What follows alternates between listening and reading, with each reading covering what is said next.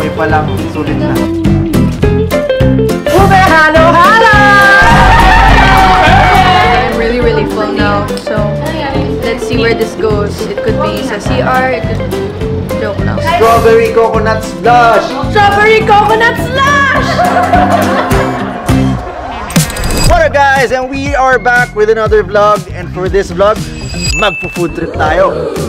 So as you guys know, we usually bond over food and going into different food trip places, and today, we're gonna explore food trip places in Makati. At dahil Sunday ngayon, sa food trip na to, we are gonna be with our pamilya!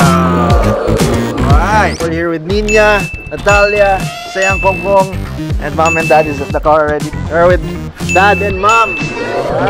Alright guys, so Melissa will be coming with us as well, and she's here. Wow. Alright, are you guys ready? Kasi kakain tayo ng maraming pagkain ngayon. So minsan lang mangyari to na sobrang buo yung pamilya. And yeah, dahil Sunday, nabuo talaga kami. Ready ka na kumain-kain?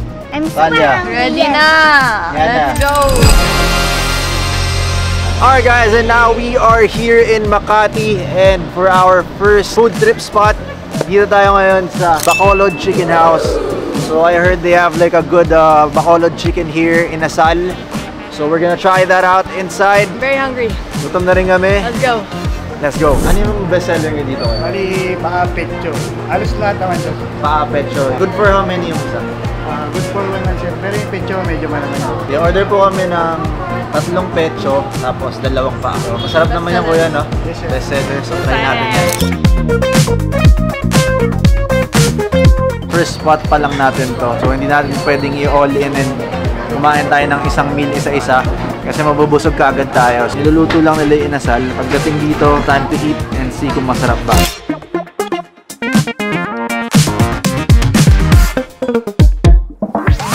Ito ang kanilang pecho. Sobrang init pa. Amoy pa lang, sulit na. It looks so juicy. Bagong luto talaga. Sarap pa sa Tikman mo na, ang juicy. Kahit pecho siya na supposed na parang walang lasa, nagagawa nilang masarap na may lasa kasi juicy siya. So far, so good. Actually, paubos na nga yung chicken namin ni Natalia. It's very juicy, very flavorful, and compared sa other chicken inasals na natikman ko, ito yung pinaka-masarap for me so far.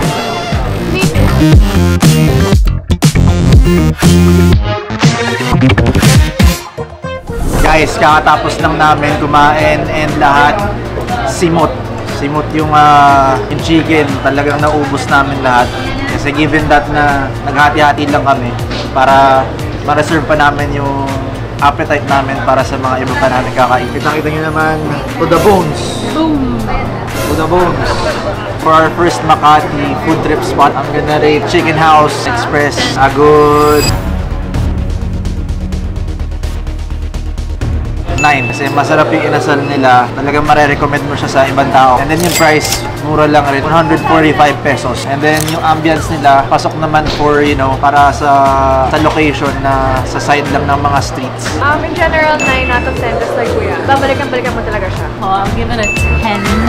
Kasi feeling ko yung ambience niya, part of ano siya, part of yung tradition nila here. So they wanna keep it like in its original form. The taste, sobrang sarap ng pecho. You can't even tell that it's pecho because it was so juicy and big. And so yeah, deserve niya ang 10. I rated a good 10. Unang tikim pa lang, sobrang na-shock ako. Wow, shock! And then the ambience is also fire. I feel like it's part of the experience, and also, it's pretty cold. The fan is right here, so I love it. 10 out of 10 kasi masarap yung food and consistent siya since nakakain ako dito before. Oh, really? Sabi ko consistent yung lasa niya. Yung ambience, sakto lang. Masarap kumain pagkamain, lalo na inasal. Hangin lang. 10 out of 10. Wow! It's super juicy. Hello po mga kuya, sarap po yung luto nyo. Sobrang sarap. Thank you po. Love it. 10 out of 10. Thank you. Rate what you just ate now. Sarap 10. Kasi sobrang sarap niya. Ako 10. Sarap talaga ang pecho pag bago. Okay guys, so nandito na tayo sa susunod na food trip spot natin. So nakita natin ito sa TikTok. And nasarapan yung ating Looks mga so good. mata sa nakita natin. So dito tayo ngayon. So it's called Kanto Food Trip. So ang special ata nila dito is yung nakita kong niluluto nila na chow mein ba? Ano ba yun? Yang Chow, mali ba? First timer po, papatry po namin yung braised beef, barbecue lempo, sisig, tsaka katsulog. Si Mama minsan lang nasa vlog. Yay! Sali tayo man. Gusto ko na maghalo-halo. Ito din si Mayora, minsan lang eh. Pwede mo Sold na daw eh. Sold out? Ayun o. Pwedeng character to sobrang. Kahit isa lang po. Ilang halo-halo? Hati-hati ko. Ang malaki eh. Isa na lang, isa lang. Yung dalawa. Alright guys, so our orders have arrived. Meron tayo dito ng kanila katsudon, braised beef, sisig. Barbecue lempo. So tikman na natin.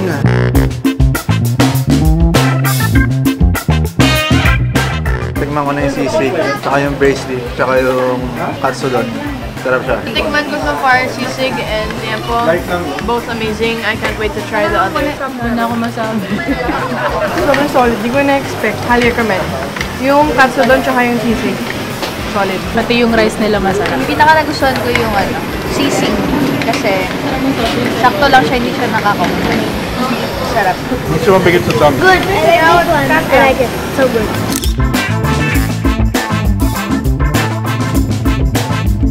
Hello, good evening, ma'am, sir. Welcome to Kato Food Trip. This is our overlook.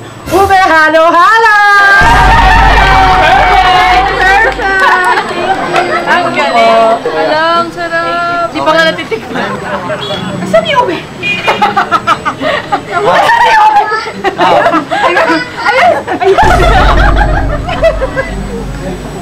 Uy! Oh, ika naman natin.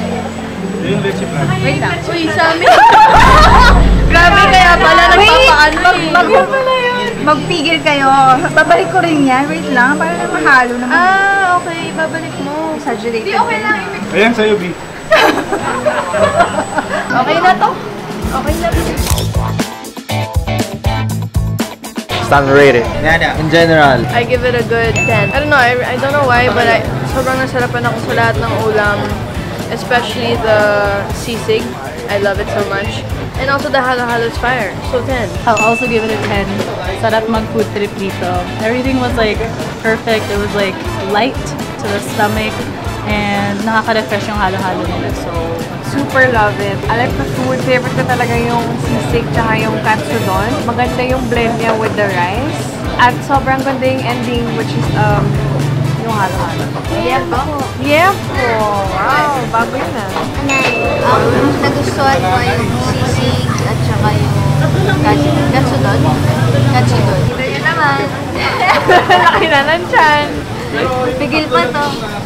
Marirate ko siya na 9 out of 10. Mura lang. Affordable. Affordable. Tsaka underrated yung braised beef nila. You guys should try it. Sobrang sarap. Tama lang yung timpla. Sarap lahat. Pero favorite ko yung sisig. Tsaka yung halo-halo. 9. I'm gonna rate it a good 8.5. Nasarapan ako dun sa rice. It's not a 10 because you did not taste the halo-halo. Probably. But yung Yang Chow, sarap ng rice. Talagang mapiterno mo siya sa kahit anong ulam. Located to dito sa Makati, malapit to sa Ayala Mall Circuit, PRC Makati. Alright guys, so we are now here on our next food trip spot, which is Hungry Homies. So try natin kung gaano kasarap yung burger nila dito. Let's go! Busog na ako! Time to know kung ano yung best sellers nila dito. Hi po. Ano po ang best sellers niyo? Hype beef and Purist po. Ano po difference nila? Si Hype beef, meron pong lettuce tomato with caramelized onions and secret sauce po. Si Purist naman po, peppered mayo mustard with grilled onions and pickles po. I'll have one hype beef pero single lang. Yeah, because I'm saying We're gonna get one hype beef too, but double. Sa bestseller namin sa Ricer is Homie Special, curly and chili cheese lumpia po. Good for how many? Good for 1 to 2 persons.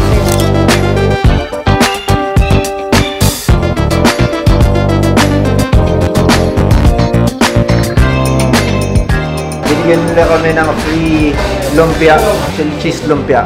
There you go. Thank you. Meron silang sauce, sriracha mayo, tsaka matcha. Wasabi. Okay guys, so they've served the food already. As you can see, sobrang dami. So far, so.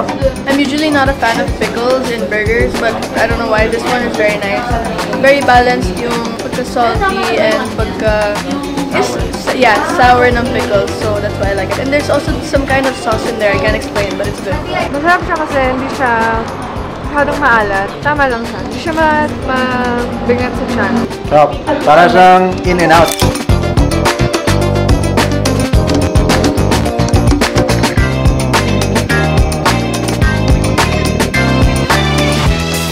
Guys, pangatlong restaurant pa lang namin to.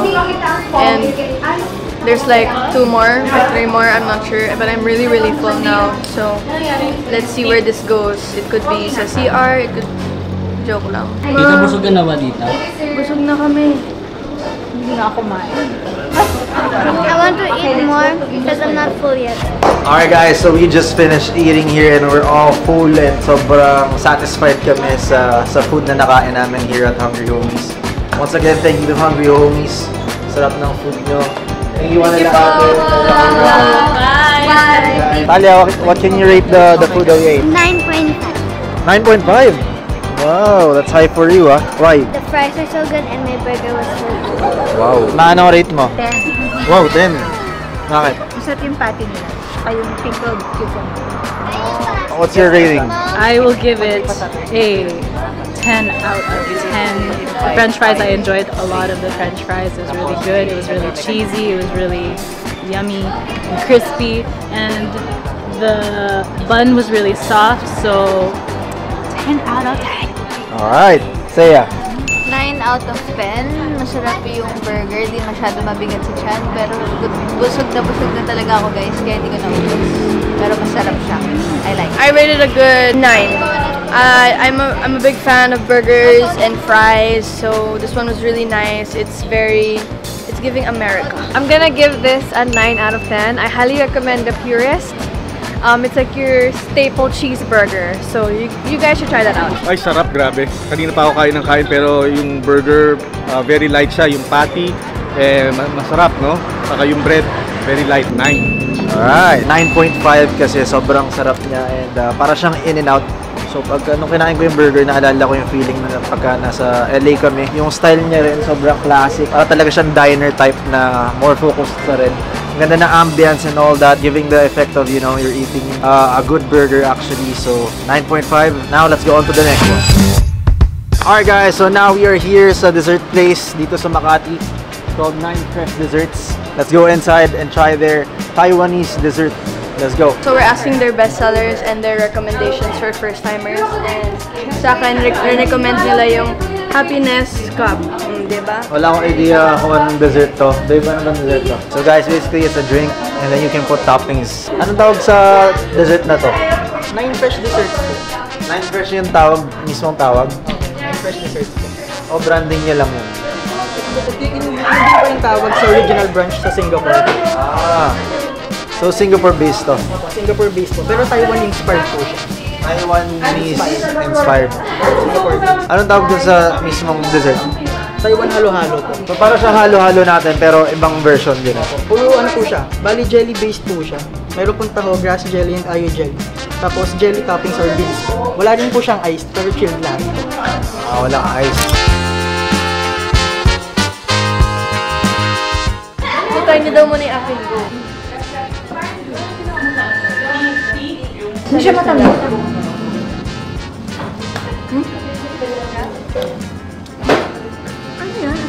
Uy, ang sarap. Legit. So I got myself a refreshment. This is the lychee with aloe vera gels. It's one of their best sellers. I asked for it to not be sweet, so ayun.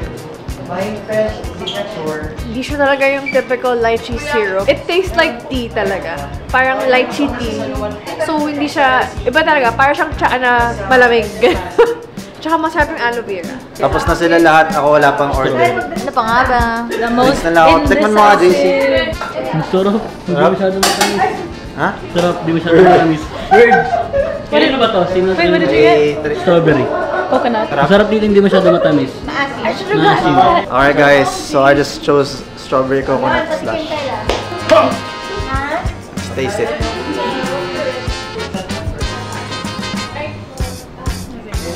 Oh, sarap! Solid, solid. Sarap, sarap, sarap. Masarap! Strawberry coconut slush! Okay, come here, come here. Here, patikim! Anong bestseller?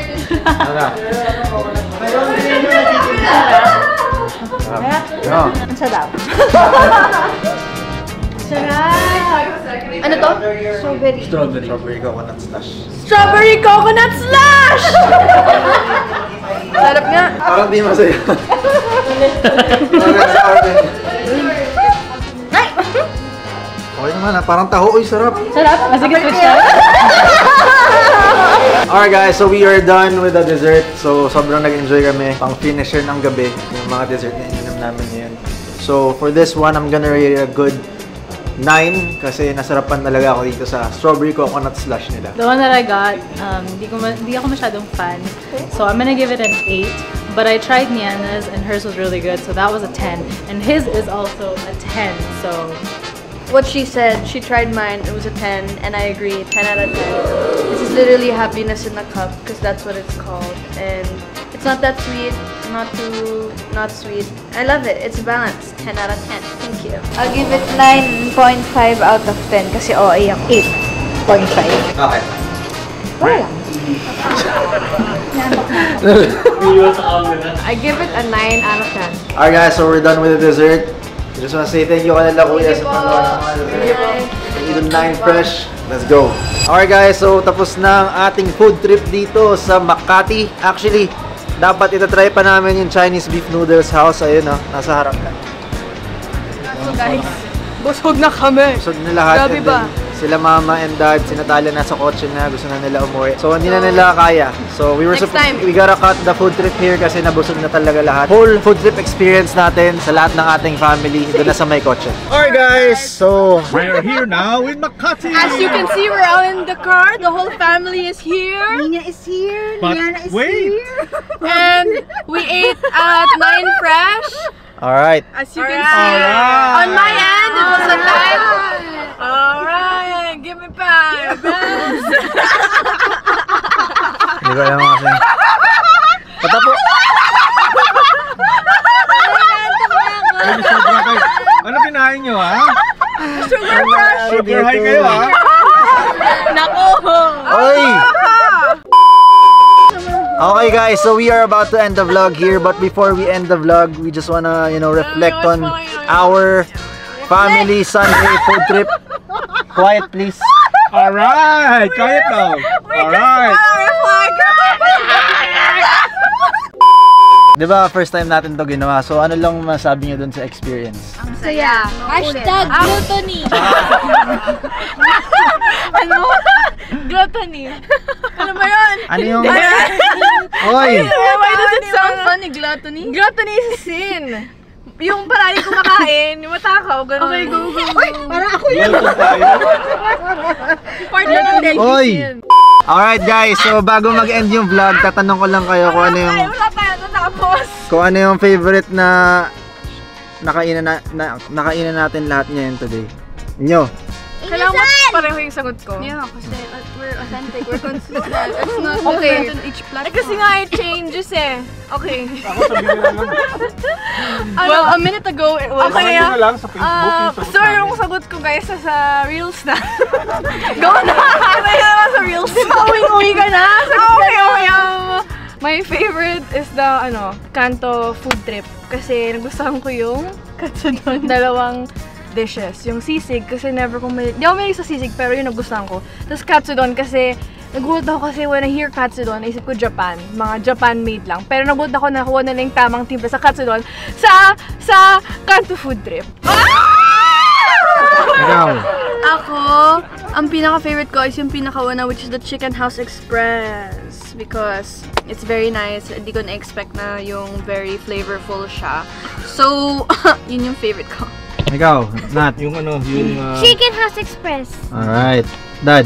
yung first na pinuntahan natin, yung chicken inasal, tsaka yung sumunod. Kanto. Oo, sobrang sarap. Ay, ikaw? Kanto food. Tsaka yung... Halo-halo. 9 fresh. Bakit 9 fresh? Kasi 9 fresh fresh siya. Oo, yung chicken din kasi dun ko lang na-experience yung ganun kasarap na chicken. Alright. Uy, ako pa! Ay, ikaw pa pala. Ako yung Chicken House Express din. Kasi gutom na gutom ako kanina. Kayo, sa mga nakainan natin, ano yung, ano yung favorite nyo? Okay na to? Ako sa kanto food trip. Chicken house. Express. Yun din ako inasal. Ha? Yun yung inasal din. Ikaw? Saan yung ano?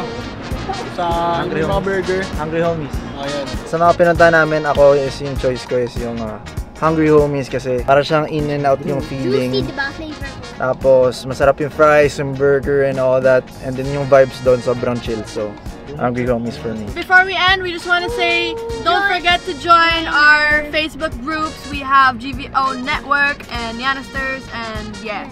So, Follow me. I'll follow you. Follow me!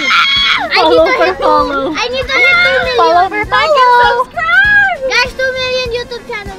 Like and subscribe to the YouTube channel. Let us know what you want to see in our video. medyo... Subscribe na kayo sa mga YouTube channel. Oy, sobra kayo sa sugar ha. Oo nga. I'm big So ayan guys, till our next Tanong mo, ano? Sunday food trip. Next time sa iba naman, tapos na tayo sa Makati. Kuya, comment. Bye. Comment down Tell below. them what they want us to go where. Yes, comment down below kung saan nyo kami gustong bumisita at saka mag-food trip ng family. So, let us know. We're gonna end the vlog here kasi ang kukulit na ng pamilya ko. Peace out.